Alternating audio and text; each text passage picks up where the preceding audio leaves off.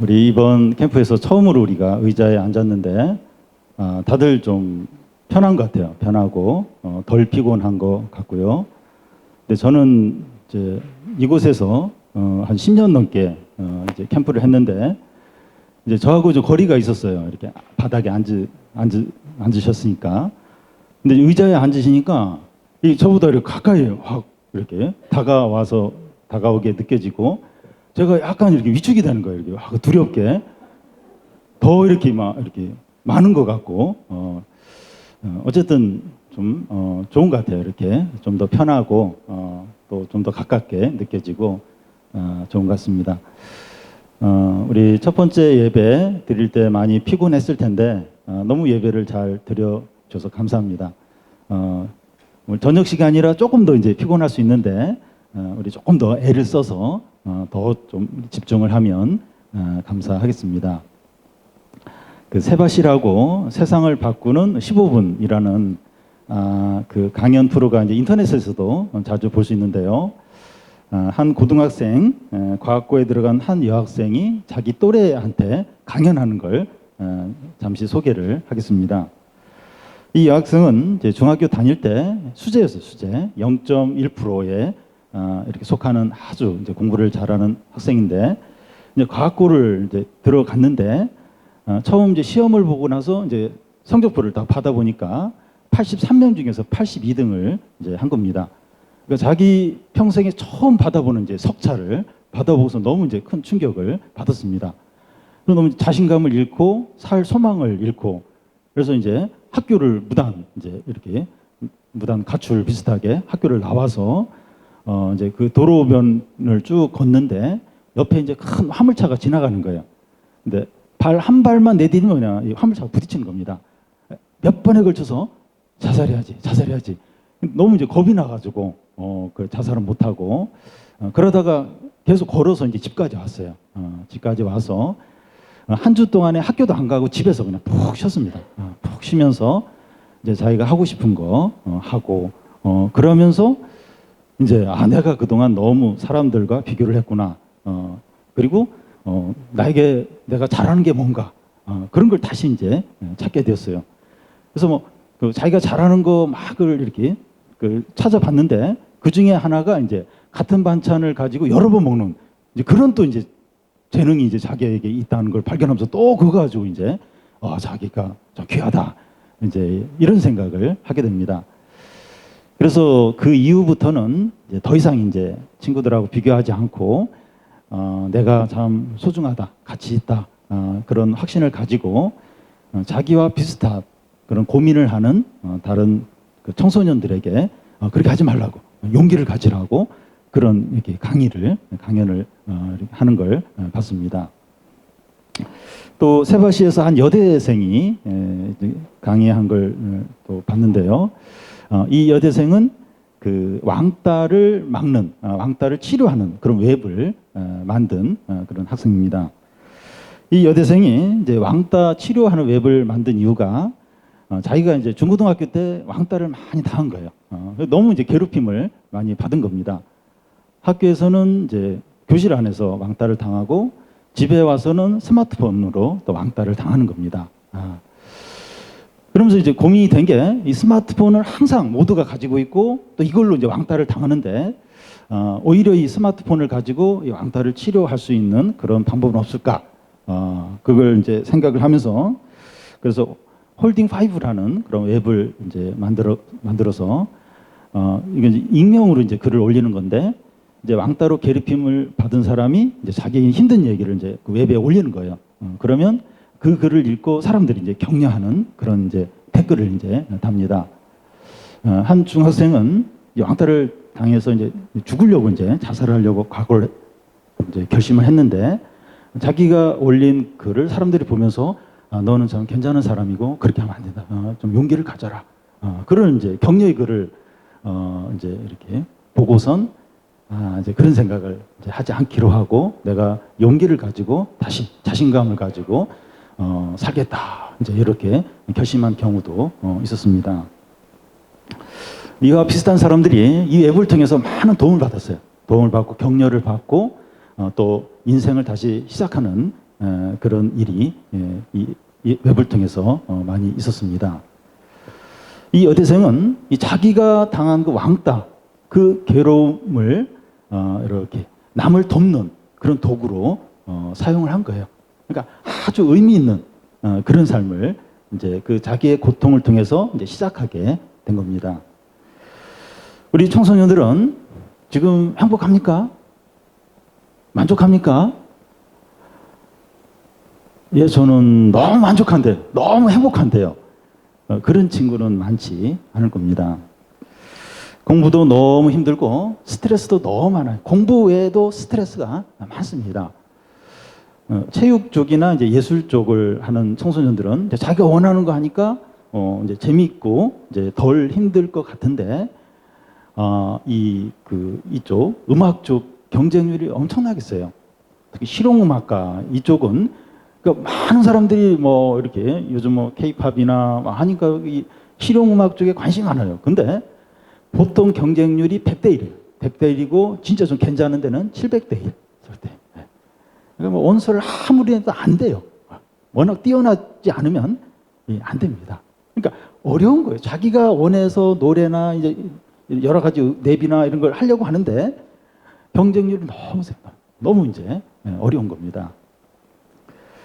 우리가 이제 청소년이지만 인생이 어려워요. 힘이 듭니다. 아니 뭐 청소년이 뭐 힘들 게 뭐가 절대 그렇지 않아요. 너무 힘들어요. 너무 어려워요. 너무 이제 이렇게 좌절감을 겪고 스트레스를 너무나 많이 받습니다. 우리가 이걸 인정을 해야 돼요. 인정을. 참 인생이 힘들다. 공부도 힘들고 모든 게 힘들다. 그러니까 스트레스가 많다. 이걸 인정을 해야 됩니다. 그래서 인생이 이제 이런 것이기 때문에 행복하고 기쁘고 재밌고 편안한 것을 추구하려고 하면 불행하게 돼요. 계속 좌절감을 느끼게 됩니다. 인생이 힘든데, 인생이 어려운데 행복하고 즐겁고 항상 재밌고 그게 불가능해요. 그래서 인생은 어렵다, 힘들다 이걸 그대로 인정을 한 거예요. 받아들인 겁니다.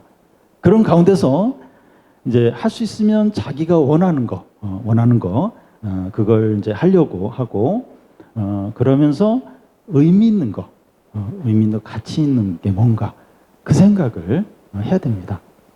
근데 그게 아니고 재밌고 즐겁고 행복하고 그것만 찾으면 인생이 안 그렇거든요. 그러니까 굉장히 불행해지는 거예요. 그래서 인생은 힘들구나, 어렵구나. 중학생이지만 어렵구나. 그걸 인정하고 할 수 있으면 내가 좀 원하는 걸 좀 하려고 하고 그리고 좀 가치 있는 거, 의미 있는 게 뭘까? 그걸 찾아서 하려고 해야 합니다. 이 세상에서 알아주는 게 뭡니까? 세상에 뭘 알아줘요? 1등급. 1등급 받으면 뭐 모든 게 다 용서가 돼요. 뭐 사고를 쳐도 뭐 1등급 받았다면 용서가 되고 또 인서울 그리고 대기업에 취업을 하고 고액 연봉을 받는 거죠. 그러면 뭐 너무나 다 부러워합니다. 다 성공한 것으로 여깁니다. 그런데 이런 것들이 우리의 인생을 다 걸만한 그런 가치가 있는 거냐? 한번 생각을 해봐야 돼요. 진짜 거기에 어울리는 이 가치가 있느냐? 1등급 인서울 또 대기업 취업 또 고액 연봉 그 안 되면 그럼 인생은 망친 겁니까? 그러니까 참 이런 것들에 내 인생을 다 걸고 모든 걸 쏟을 그럴 가치가 있느냐? 그런 아주 의미 있는 일이냐? 생각을 해야 됩니다. 이런 것들의 판단 기준이 뭡니까? 그러니까 이 가장 가치 있고 의미 있는 그런 일을 이제 우리가 추구해야 되는데 그 가치 있는 일의 그 기준이 뭡니까? 뭘로 이 기준으로 삼아야 됩니까? 세상을 창조하시고 우리를 만드시고 의로우시고 거룩하신 하나님이 기준이 되어야 됩니다. 그러니까 뭐 여러 가지 뭐 누구의 어떤 말들 또 누구의 어떤 주장들이 있을 수 있는데 또 사람들이 대부분 여기는 근데 그게 그렇게 진짜 옳은 게 아니에요. 대중이 다 대단하게 여기는 그게 진짜 옳은 게 아닙니다. 그러니까 기준을 정해야 되는데 온 세상을 창조하시고 우리를 만드시고 거룩하시고 의로우신 하나님이 이런 걸 판단하는 기준이 돼야 됩니다. 이런 하나님의 뜻이 가장 의미 있고 가장 가치 있는 거죠. 왜냐하면 하나님이 제일 크시니까, 제일 선하시니까 그 하나님의 뜻이 제일 의미 있고 가치 있는 거죠. 그래서 우리가 이 하나님을 인정하고 하나님을 믿고 하나님 앞에서 내 자신의 소중함을 발견하는 게 제일 중요해요. 우리가 이렇게 하나님 앞에서 내가 얼마나 소중한가, 내가 얼마나 귀한가, 이걸 발견하는 게 제일 중요합니다. 우리가 하나님을 만날 때 의미 있는 것을 알게 돼요. 그리고 가치 있는 삶을 살게 됩니다. 그래서 이렇게 하나님을 만나는 게 너무 중요해요. 하나님을 만난 사람하고 만나지 못한 청소년하고 너무 차이가 나요. 자신의 소중함도 모르고 뭐가 가치 있는가 하는 걸 몰라요. 하나님을 만나지 않으면. 그래서 하나님을 만나고 하나님을 이렇게 믿을 때, 그럴 때 가장 가치 있는 게 뭔가 그걸 알게 되고 의미 있는 삶을 그때부터 조금씩 살게 됩니다. 이 시간 이제 한 인물을 살펴보려고 하는데 세례요한의 삶을 살펴보겠습니다. 우리 중에 세례요한이 누군지 잘 모르는 청소년들이 있을 겁니다. 우리가 이 세례요한이라는 인물을 살펴보는 이유는 인생이 힘들어요. 힘들고 어른들의 삶은 더 어떤 면에서 고달퍼요. 인생이 힘든데 여기서 이 가치 있는 게 뭔가, 의미 있는 게 뭔가 하는 것을 이 세례요한이 보여줍니다. 그래서 우리가 이 인물을 살펴보려고 하는 겁니다. 이 세례요한이 어떤 사람인가 하면 예수님의 선구자예요. 그러니까 예수님 앞서 와서 내 뒤에 오시는 분이 그 사람들을 죄에서 구원할 구원자다, 하나님의 아들이다. 그걸 이제 사람들에게 이제 알립니다. 그는 태어나면서부터 이런 사명을 가지고 태어났어요. 그래서 광야에서 생활하면서 그 메뚜기와 이 들꿀을 먹었고 또 낙타옷을 입었고 아주 절제된 그런 삶을 살았습니다.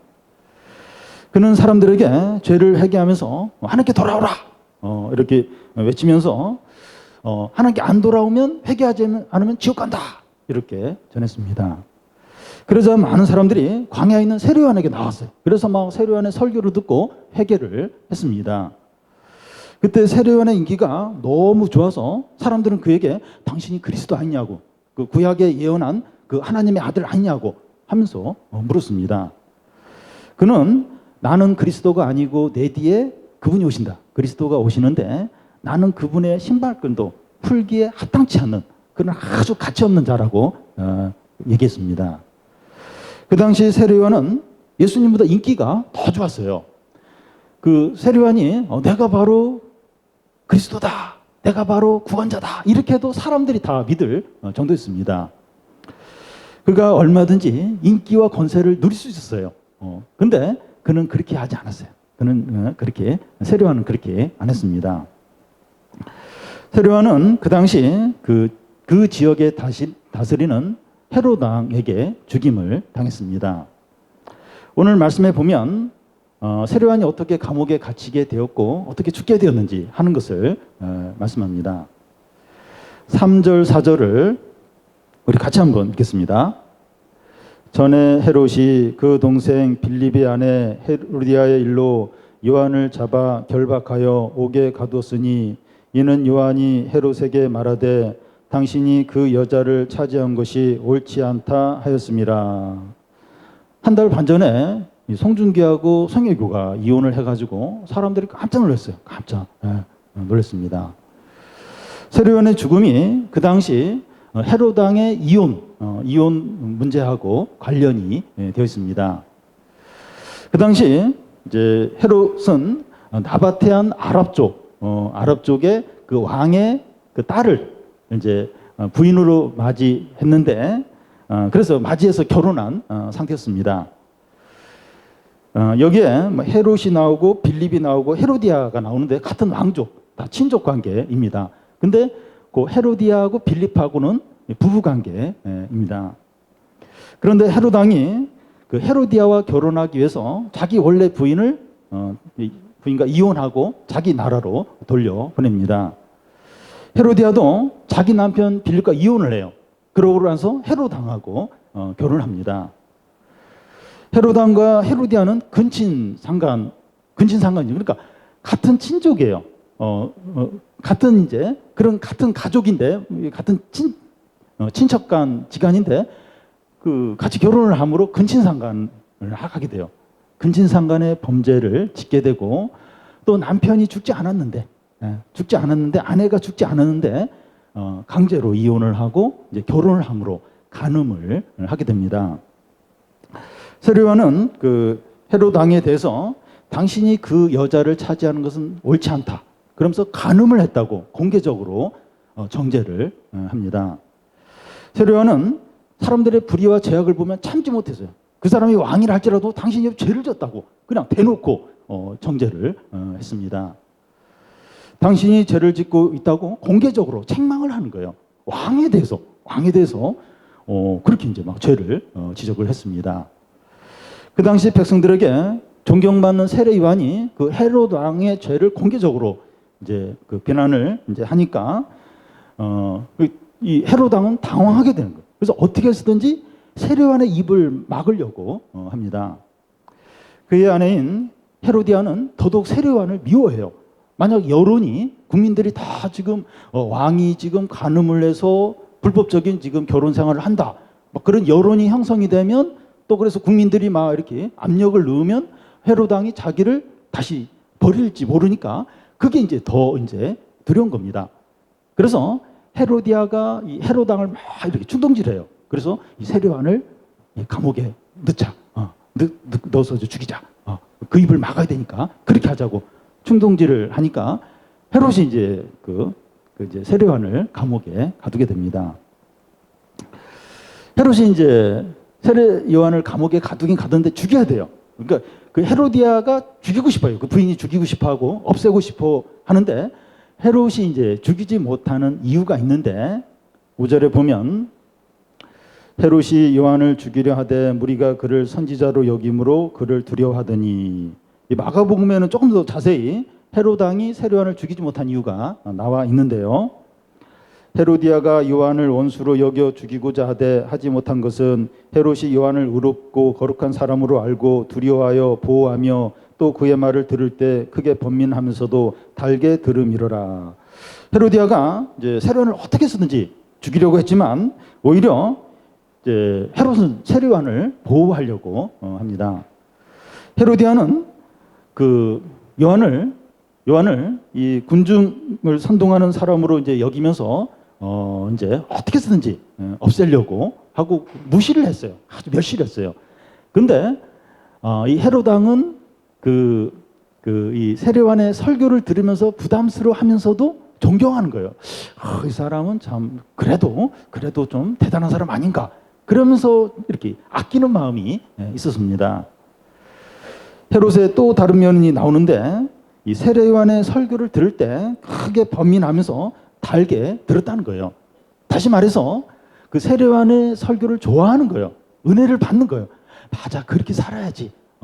그렇게 하면서 감동을 받아요. 은혜를 받고 이제 존경을 이제 합니다. 이 헤롯의 이런 면을 보면 괜찮은 사람 보여요. 참 설교를 참 좋아하는구나. 은혜를 받는구나. 또 자기 죄를 아는구나.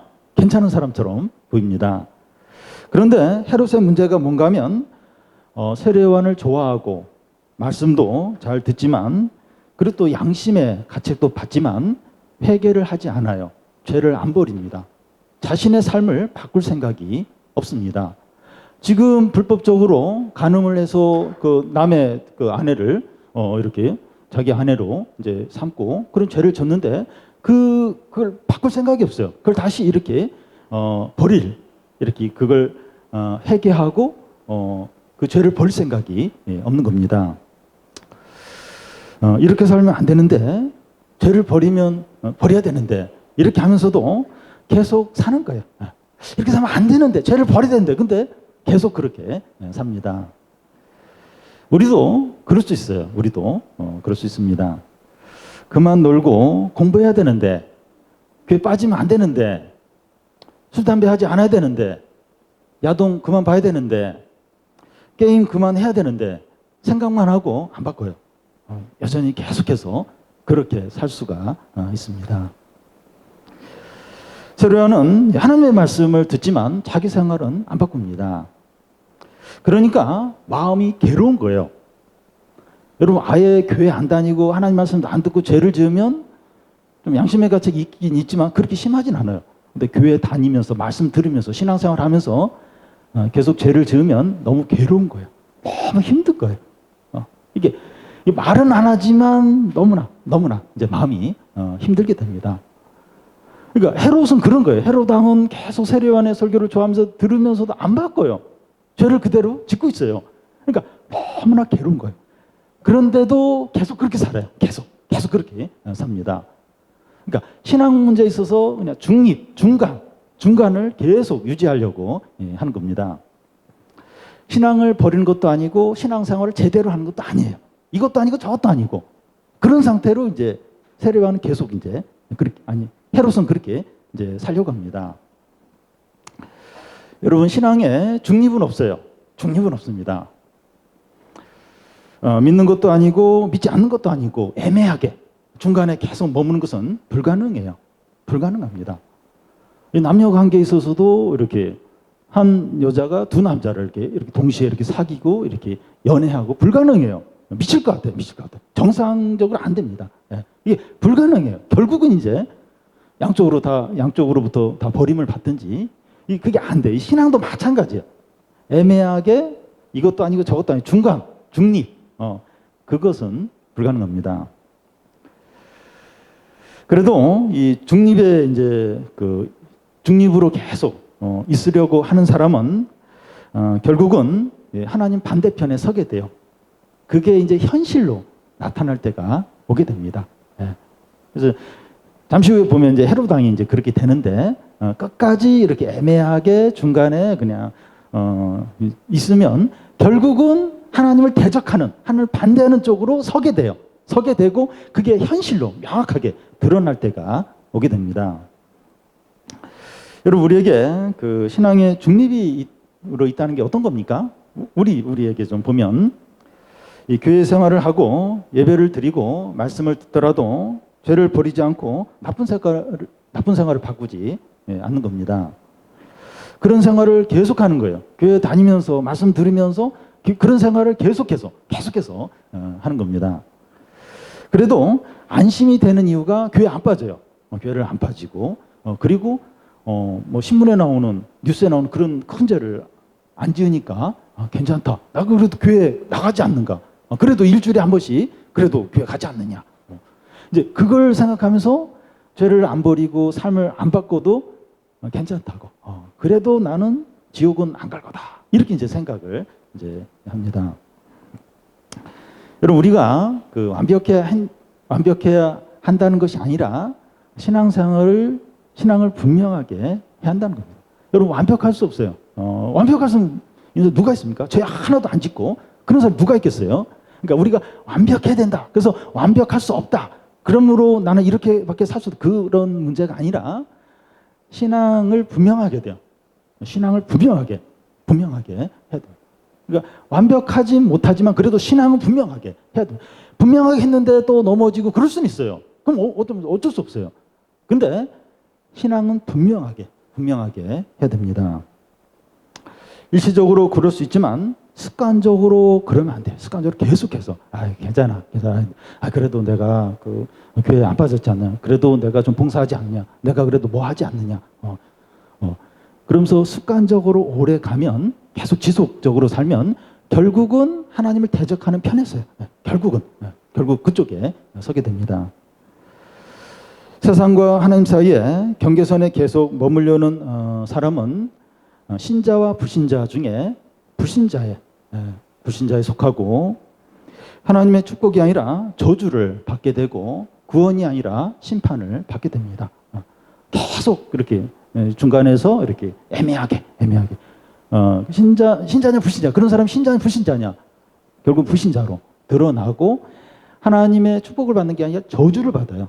그리고 하나님의 구원을 받는 게 아니라 심판을 받게 됩니다. 천국에 가는 게 아니라 지옥에 가게 됩니다. 계속 애매하게, 계속 나는 그냥 이게 좋아, 이게 좋아. 그러면서 계속 그렇게 애매하게 왔다 갔다 이렇게 하면 결국은 불신자로 드러나게 되어 있습니다. 여러분, 하나님과 세상 사이에 양다리를 걸치고 있으면 결국은 찢어져요. 쫙 찢어집니다. 왜냐하면 이 세상과 하나님이 좀 비슷하면 다리가 안 찢어요. 근데 너무 반대예요. 말씀과 죄는 죄를 이렇게 양다리를 걸치고 있으면 결국은 찢어집니다. 쫙 찢어져요. 너무나 비참해요. 비참하게 됩니다. 무엇이 옳고 무엇이 진리인가, 무엇이 참된가, 여러분 이런 고민을 한번 해봐야 돼요. 그러니까 우리에게 두 가지 생각이, 두 가지 이렇게 하나님 말씀이나 하나님의 어떤 선한 어떤 뜻이 이제 이렇게 우리 안에 있고, 또 한편에서는 막 욕심과 마음대로 하고 싶은, 그리고 막 친구들이 하는 그런 것들이 막 우리 안에 들어와 있어요. 그런데 둘 중에서 뭐가 좀 진리인가, 뭐가 참된 건가, 나의 삶을 어디에 맡길 수 있을까, 그 고민을 해야 됩니다. 여러분, 우리 완벽할 수 없어요. 죄 하나도 안 짓고 그럴 수 없어요. 근데 이건 해야 돼. 이거 분명하게 이건 결단해야 돼. 이게 신앙은 분명하게. 그랬다가 또 흔들리고 넘어질 수 있어요. 그런데 분명하게 이게 뭐가 참되고 뭐가 옳고 뭐가 진리고 뭐가 내 시간과 내 인생을 어디에 내가 맡겨야 되는가, 이 생각은 해야 돼. 근데 그렇지 않으면 계속해서 이제 그런 식으로 이렇게 지내게 되면 나중에 불신자, 하나님의 무서운 진노, 지옥으로 던져지고 그렇게 결정이 나는 겁니다. 그래서 성경에 보면 저희가 어둠 속에 슬피 울며 이를 갈미 있으리라. 왜 이를 갈까? 왜 이를 갈까? 교회를 나왔거든요. 많은 말씀을 들었거든요. 근데 계속 삶을 안 바꾸고 욕심대로 살았어요. 그래도 나는 교회를 안 빠졌으니까 신자이고 구원받고 하나님의 축복을 받을 것으로 기대를 했는데 나중에 아닌 거예요. 불신자인 거예요.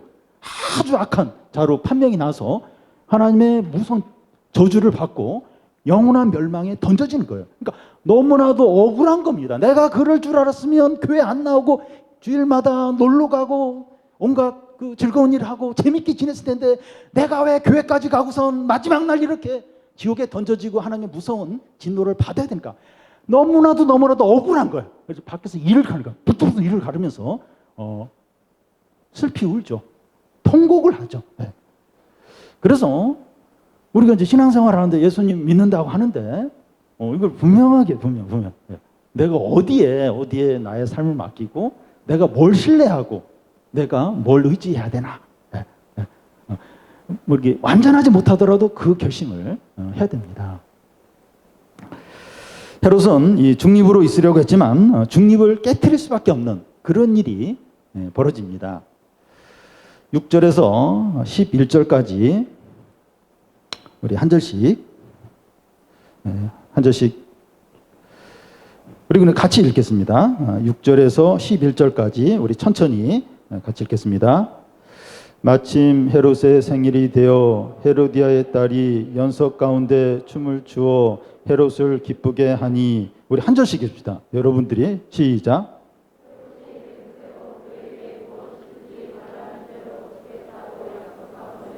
그가 제 어머니의 시킴을 듣고 이르되 세례 요한의 머리를 소반에 얹어 여기서 내게 주소서 하니,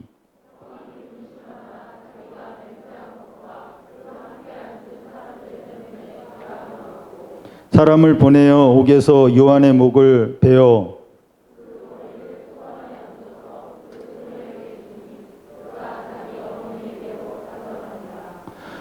마침 헤롯 왕의 생일을 맞이해서 귀족들, 군 지휘관들, 또 신하들을 다 모아서 큰 잔치를 이제 벌립니다.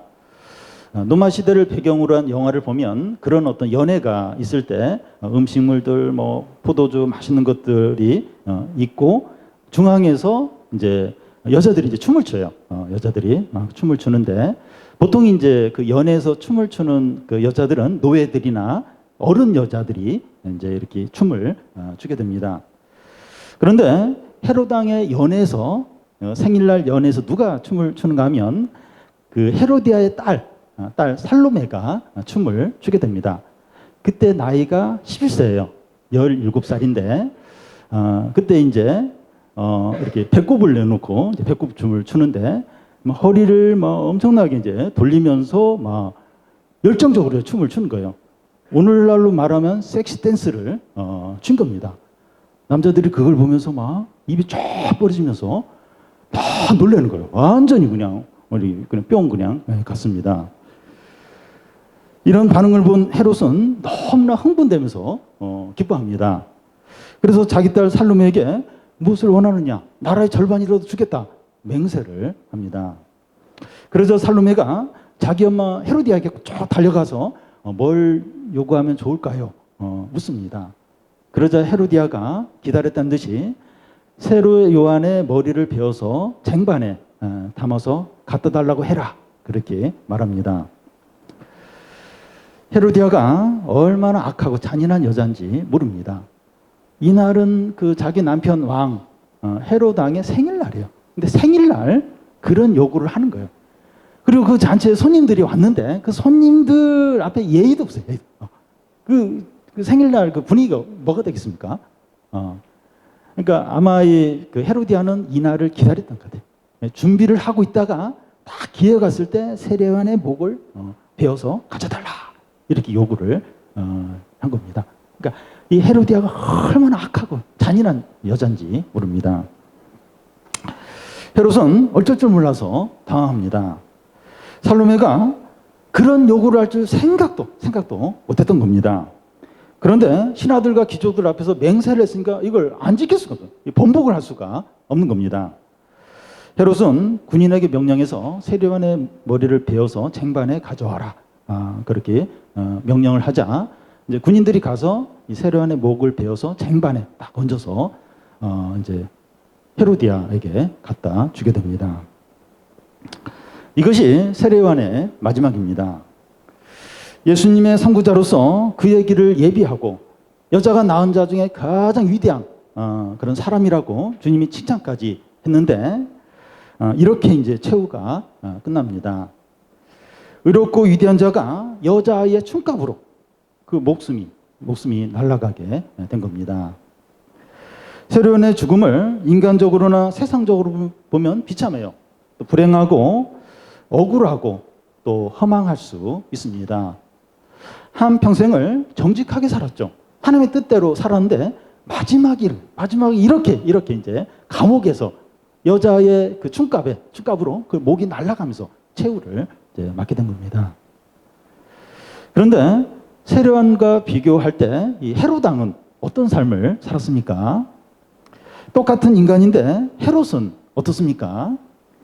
그는 말씀을 좋아했지만 욕심으로 살았습니다. 그러니까 양다리를 걸치면서 말씀도 들으면서 그러면서 세상에 즐길 건 다 즐기면서 살았습니다.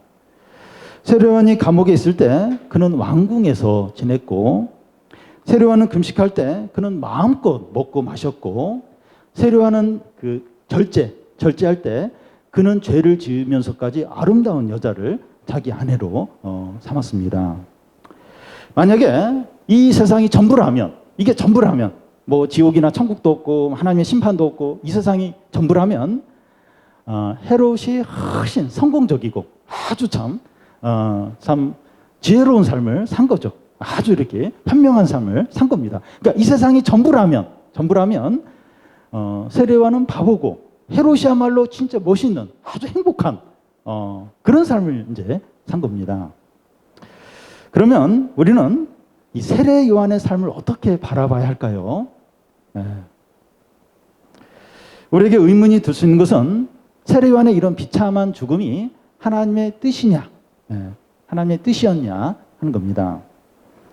하나님은 선하고 사랑이 많으신 분인데 하나님의 뜻이었다면 하나님은 어떻게 이런 일을 세례요한에게 허락할 수 있었을까? 이런 일이 일어나도록 왜 막지 않았을까 하는 생각을 하게 됩니다. 세례요한이 이렇게 죽음을 당하는 것은 하나님의 뜻이 아닌데 헤롯이 이제 우유부단하고 또 헤로디아가 악하기 때문에 이런 일이 일어난 것인가? 원래는 헤롯이 이렇게 죽는 게 하나님의 뜻이 아닌데 그 헤롯이 막 경솔하게 행동을 하고 또 헤로디아가 워낙 악한 여자이기 때문에 하나님의 뜻을 막 이렇게 뒤집으면서 이런 악을 행한 거냐? 하는 겁니다. 헤롯의 이런 죽음이 하나님의 뜻입니까? 아닙니까? 하나님의 뜻이라고 할 수 있습니다. 그의 삶을 다시 한번 돌아보면 세례요한은 예수님의 선구자로 회개를 선포하면서 세례를 주면서 사람들이 예수님을 잘 믿도록 준비를 시켰습니다. 그래서 세례요한 뒤로 예수님이 오셨는데 예수님이 그래서 사역을 잘했어요. 세례요한이 이렇게 준비 작업을 잘 했기 때문에 예수님이 오셔서 사역을 아주 잘 이제 하고 있습니다. 그러면 세례요한의 역할은 다 끝난 거예요. 그러니까 예수님이 잘 이렇게 여러 가지 일을 구원의 사역을 잘 하시도록 준비하는 게 세례 요한의 그런 역할인데 그렇게 했고 또 예수님이 오셔서 사역을 잘 하고 있어요. 그러면 세례 요한의 역할은 끝난 겁니다. 여러분 공연장에서 사회자가 이제 그다음 우리 가수를 이제 소개를 해요. 그래서 가수가 나와서 이제 노래를 이제 부르려고 나왔습니다. 그러면 사회자는 내려와야 돼요. 가수가 왔는데도 계속 뭐 이렇게 자꾸 자기가 조명받으려고 그러면 안 되죠. 그러니까 그 가수를 소개해서 가수가 나왔으면 사회자는 내려와야 됩니다. 그와 같이 세례 요한도 자신의 사명이 다 끝났기 때문에 그는 이제 이렇게 사라져야 될 때가 이제 온 겁니다. 그래서 요한이 감옥에 갇히고 죽은 것은 하나님의 뜻이었습니다. 그런데 그 과정이 헤롯의 경솔함과 헤로디아의 악행으로 이루어졌어요. 그러니까 그 과정이 우리를 힘들게 하는 거예요. 왜 그 세례 요한이 사라지는 건 하나님의 뜻인데 왜 이런 과정을 통해서 세례 요한이 죽어야 되느냐? 이게 이제 참 우리한테는 이게 어려운 겁니다. 그래서 세례 요한의 죽음을 그 외적으로만 보면 너무나 불쌍하고 비참하고 억울하고 불행하게 보이지만 그의 죽음은 이제 하나님의 이제 뜻입니다. 외적으로 보면, 인간적으로 보면 너무 불행하고 억울하고 막 속상하고, 근데 그의 죽음은 하나님 앞에서는 이제 필요한 거예요. 하나님의 뜻인 겁니다. 그래서 우리의 삶을 인간적으로 보면 안 돼요. 우리가 이제 우리 각자의 삶을 살고 있는데 나의 삶을 이제 인간적으로, 세상적으로 사람과 비교해서 그렇게 보면 안 되고 하나님의 뜻으로, 하나님의 시각으로 하나님은 어떻게 생각할까? 하나님 어떻게 바라보실까? 그 하나님의 시각으로 보려고 해야 합니다. 그러면 완전히 달라요. 완전히 달라요. 여러분 예수님이 십자가에 달려 죽으셨는데 그 아무런 믿음 없이 그냥 인간적으로 세상적으로 보면 개죽음 당한 개죽음. 그리고 예수님 양옆에는 두 강도가 같이 죽었어요. 그러니까 강도의 어떤 두목처럼 그런 어떤 모양으로 죽었습니다. 그런데 예수님의 죽음은 우리의 죄를 위해서 우리의 죄가 용서받도록 하나님께 드려지는 제물이었죠. 예수님의 죽음은 하나님을 영화롭게 했습니다. 하나님께 자랑이 되고 기쁨이 되었어요. 그래서 믿는 자들에게 중요한 것이 결과가 좋으냐, 성공했느냐, 원하는 대로 됐느냐 하는 것이 아니라 하나님 뜻대로 됐느냐 하는 것이 중요합니다. 그래서 이 결과가 안 좋고 이제 실패했어도 하나님의 뜻일 수 있어요. 결과가 안 좋은데도 또 실패했는데도 그게 하나님의 뜻일 수 있습니다. 성적이 잘 안 나왔어요. 친구 관계가 좀 이렇게 안 좋아졌어요. 근데 그게 이제 하나님의 뜻일 수 있다는 거예요. 그러니까 참 이렇게 마음이 교만해졌고 막 이렇게 마음이 막 높아져 있고 그리고 그 성적이 너무 요즘 잘 나와가지고 공부가 잘 돼가지고 그래서 막 이렇게 기도도 안 하고 근데 한번 성적 확 떨어지고 나면 딱 정신을 차려. 아, 내가 교만했구나. 하나님, 저 이제 용서해 주십시오. 그러니까 이게 유익한 거예요. 이게 유익한 겁니다. 또 이 친구 관계를 예를 들면 친구랑 너무 친한 거예요. 근데 너무 이제 친하고 또 친구가 이렇게 제안하는 걸 거절을 못 하고 그래서 막 죄도 짓고 막 이렇게 주일날도 빠지고 그래서 친구 관계가 안 좋아지는 거야. 안 좋아. 그건 인간적으로 보면 슬픈 일이지만 하나님의 뜻이죠. 네.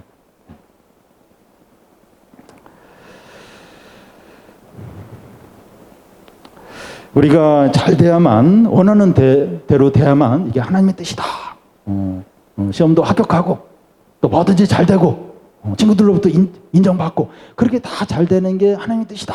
이건 인간적인 생각이에요. 자기 중심적인 생각입니다. 우리가 이런 것들이 하나님의 뜻이라고 생각하면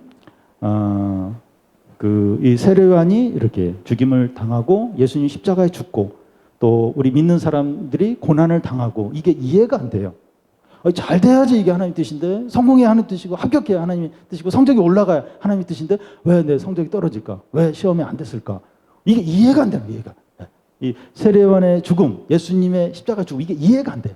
이게 잘 되는 게 하나님의 뜻이다 이렇게 생각하면 이게 뭐 이해가 안 되는 겁니다. 성경이 이해가 하나도 이제 안 되게 됩니다. 여러분, 우리가 이 가장 관심을 갖고 우선적으로 여기고 추구해야 할 것이 달라져야 됩니다. 우리가 이렇게 추구하고 제일 우선적으로 여기는 게 이 사람들, 이 세상 사람들, 믿지 않는 사람들이 하는 거하고 달라야 돼요.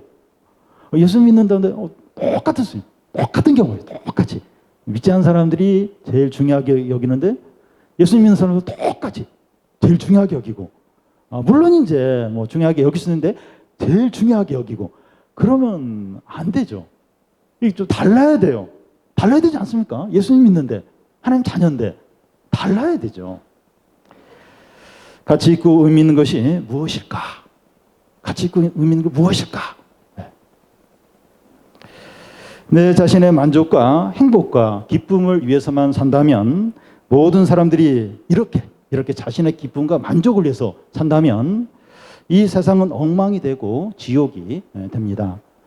여러분, 이 세상이 이 모양인 거, 이렇게 범죄가 많고 참 고통스럽고 죄악이 많고, 그 이유가 뭔가 하면 사람들이 다 자기 중심적으로 살기 때문입니다. 내가 중요해. 내 가족이 중요하고, 내 학교가 중요하고, 내 직장이 중요하고, 내 나라가 중요하고, 그러니까 나 중심으로 모든 걸 생각하는 겁니다.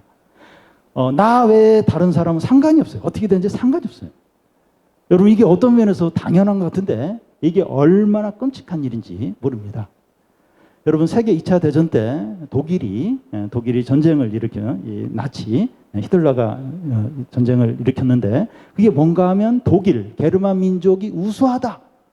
우리 독일 민족이 전 세계를 지배해야 된다. 우리는 대단히 뛰어나다. 그러니까 자기 민족 중심적으로 생각을, 그러면서 5천만 명, 유럽의 5천만 명이 목숨을 잃었습니다. 일본도 마찬가지예요.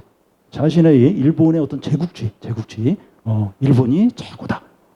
그래서 중국, 한국, 동남아시아, 뭐 위안부 문제나 일제 징용 문제 다 그것 때문에 생긴 건데, 그러니까 자기들 입장에서는 일본 천황에게 충성하고 일본을 자기 나라를 이렇게 부강하게 하고 최고로 이렇게, 그러니까 그 자기 중심 이게 얼마나 끔찍하고 얼마나 큰 고통과 죄악을 가져오는지 모릅니다.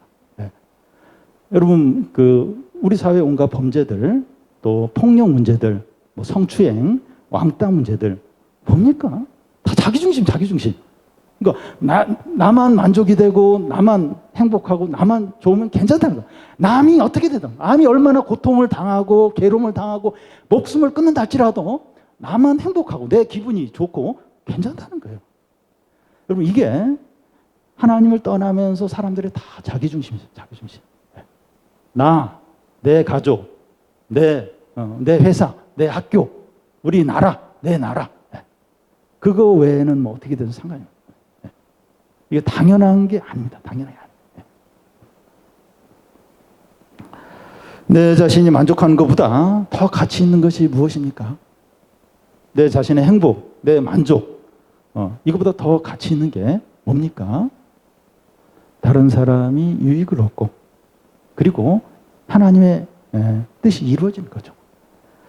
여러분, 우리 각자가, 또 우리 사회에 있는 사람들이 하나님을 만나고 이렇게 하나님의 뜻을 찾게 된다면 우리 사회가 얼마나 좋은 곳이 될지, 얼마나 이 사회가 바뀔지, 얼마나 우리 가정과 우리 학교와 우리 직장과 우리 사회가 얼마나 아름답게 바뀔지 모릅니다.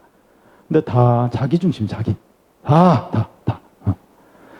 여러분, 이 공부를 잘하고 높은 지위에 올라가고 또 인기를 얻고 그게 나름대로 중요해요. 의미가 있는데 자기중심으로 지식을 갖고 돈을 갖고 권력을 가졌을 때 이게 남을 다 해치는 거예요. 왜냐하면 자기중심이니까 남에는 관심이 없어요. 남은 내 만족과 내 행복을, 이게 중요하니까 그 지식과 권력을 가지고 이제 많은 사람들을 고통스럽게 하는 겁니다. 여러분, 진짜 그래서 중요한 게 뭔가 하면 생각해요. 공부 잘하고 좋은 대학 가고 높은 자리에 올라가고 인기를 얻고 물론 의미가 있어요. 중요합니다. 근데 그게 진짜 제일 중요한 거냐? 그렇게 돼가지고 그거 가지고 얼마나 많은 사람들을 고통 가운데 또 불행한 가운데 만드시다는 거예요. 내가 바뀌지 않으면, 하나님을 만나지 않으면, 우리가 하나님의 뜻을 생각하지 않으면, 하나님의 뜻 가운데서 의미 있는 것을 모르면 그렇게 될 수밖에 없어요. 그게 전부인데 내가 최고인데 그렇게밖에 될 수 없죠. 그래서 뭐 시험을 못 보고 집에 돈이 없고 부모님이 아프고 친구 관계가 힘들더라도 너무 낙심하지 않아야 합니다. 중요한 것은 그 어려움이 없는 것이 아니라 의미 있는 삶을 사는 겁니다. 성적도 잘 올라가고 집에 돈도 많고 우리 부모님 안 아프고 어려움이 하나도 없는, 제발 어려움이 없게 해달라고, 그게 중요한 것이 아니라 이렇게 의미 있는 것을 아는 거예요. 이렇게 가치 있는 것을 알고 그런 삶을 사는 겁니다. 어려움이 있어도 의미 있는 삶을 살 수가 있습니다. 여러분, 공부를 잘하는 건 그렇게 하기 어려울 수 있어요. 뭐 머리에 한계도 있고 또 어느 정도에서는 더 이상 안 올라가고 또 공부에 이제 재능이 없을 수도 있고, 근데 의미 있는 삶은 살 수가 있어요. 지금 내 상황에서 어떻게 사는 게 하나님의 뜻인가? 어떻게 사는 게 하나님 기뻐하시는가? 그건 우리가 찾아서 할 수 있습니다. 재능이 없어서 이것저것 못할 수 있어요. 잘하는 게 없을 수 있어요. 근데 의미 있는 삶은 살 수가 있습니다. 내가 지금 이 상황에서 이런 어려운 가운데서 이렇게 어떻게 하는 게 믿음으로 하는 건가? 그건 우리가 할 수가 있습니다. 여러분, 우리가 힘든 상황에서 남들보다 이렇게 좀 어려운, 이렇게 부족한 그런 가운데서 믿음으로 산다면 최고의 삶을 사는 거예요. 그거보다 더 가치 있는 삶이 뭐가 있겠습니까? 그거보다 더 귀한 삶이 뭐가 있겠어요? 네. 우리의 삶은 각자가 다양해요. 우리의 그 외모나 또 생김새, 다른 것, 그 차이가 나는 것만큼이나 우리는 다 달라요. 다 다른 삶을 살고 있습니다. 예수님의 제자들도 다양했어요. 삶이 다양했습니다. 요한복음 끝에 보면 베드로와 요한이 나오는데, 베드로는 그 순교를 당하고 요한은 90세까지 살게 됩니다. 베드로에 대해서 전해지는 얘기는 순교를 당하는데 십자가에 거꾸로 매달려서 순교를 당하게 되고, 요한은 90세까지 삽니다. 그러면 베드로는 불행인가요? 하나님의 저주를 받아가지고 그렇게 비참하게 죽고, 요한은 하나님의 축복을 받아가지고 90세까지 그렇게 살게 된 겁니까? 그렇지 않죠. 각자가 하나님의 뜻에 따라, 하나님의 부르심에 따라 하나님 앞에서 의미 있는 삶을 각자가 산 겁니다. 각 청소년마다 외모나 성적이나 또 성격이나 가정 환경이나 또 사는 아파트 평수가 다 달라요. 다 다른데 각자가 하나님의 뜻 안에서 사는 겁니다. 다른 친구들과 같을 필요가 없고 따라갈 필요도 없고 부러워할 필요도 없습니다. 왜? 아무 의미가 없어요. 얼굴 생김새가 다르잖아요. 또 부모님도 다르고 모든 게 다르잖아요. 근데 막 부러워하고 또 따라가려고 하고 그럴 필요가 전혀 없어요. 전혀 없습니다. 하나님의 뜻 안에서 나의 길을 가는 거예요. 하나님을 만나고 하나님 앞에서 내가 얼마나 소중한가 깨닫고 그러면 나는 어떻게 살아야 되는가 뭐 공부부터 해서 진로부터 해서 내 길을 가면 돼. 내 길을 찾아서 가면 됩니다. 이것이 최선이고 이게 성공하는 거예요. 이게 복된 겁니다. 이거보다 더 나은 게 없습니다. 그러니까 이 하나님을 만나지 못하면 또 그 하나님 앞에서 내가 얼마나 소중한 존재인지 모르면 계속 열등감과 분노와 비교의식과 좌절과 불평과 계속 그렇게 살아요. 그리고 남 흉내내. 남 따라가려고. 그러니까 계속 비참한 거예요. 그래서 어느 선까지 따라갔어요. 성적을 어느 선까지 따라갔어요. 근데 그러면 또 이제 불안한 거예요. 또 더 위에 있는 사람이 보이고 그러면서 또 그때부터 불행해지고 계속 그런 삶을 반복해서 살아갑니다. 앞에서 이야기했듯이 인생이 쉽지가 않아요. 우리 부모님들도 지금 살기가 어려워요. 그러니까 우리가 그 같은 여파로 지금 어려운데 인생은 참 어렵다, 힘들다. 그러면 이제 그때 생각해야 되는 게 그럼 뭐가 중요할까? 뭐가 의미 있는 걸까? 그걸 이제 찾는 거죠. 여러분들이 참 이 여름방학 짧은데 그리고 이 학원을 빠지고 온다는 게 이게 굉장히 어려워요. 유스케빈 캠프는 무식하게 지금 3박 4일 하고 있는데 우리나라에서 3박 4일 하는 청소년 수련회가 없어요. 유일하게 이렇게 3박 4일 하는데 3박 4일을 시간 내서 온다는 건 참 엄청난 겁니다. 여러분들도 엄청나고 부모님들도 엄청나요. 그러니까 이게 절대로 쉽지가 않아요. 그런데 이게 이렇게 하는 게 절대로 낭비가 아니라고 생각합니다. 우리가 이 캠프에서 이제 주님을 만나고 내가 다른 거 아무것도 없어도 주님 앞에서 엄청나게 소중한 존재다. 가치 있는 존재다. 그래서 더 이상 남과 비교하지 않고 내 자신을 사랑하고 나의 길을 이렇게 좀 찾고 그래서 꿋꿋하게 내 길을 간다면 그것보다 더 나은 삶이 없습니다. 그 사람이 이제 이렇게 사람들을 진짜 살리고 유익하게 하죠. 우리가 잘하는 것이 없어도 믿음으로 살면 하나님이 다 아시고 칭찬을 하십니다. 세례요한 어떻게 보면 개죽음을 당한 것 같아요. 근데 주님이 다 아세요. 이 세례요한을 다 아시고 인정하고 칭찬을 하고 계십니다. 그러니까 중요한 건 제일 중요하신 분, 제일 크신 분이 나를 인정한다, 칭찬한다. 그리고 그분이 나의 목자시다. 나의 삶을 인도하신다. 나의 모든 걸 책임지신다. 그러면 된 거예요. 그러면 끝난 겁니다. 그러면 충분한 거예요. 우리 모두가 하나님을 나의 목자로 삼아서 나의 삶과 나의 길을 확신 가운데 걸어가는 우리 청소년들이 다 되시기를 바랍니다.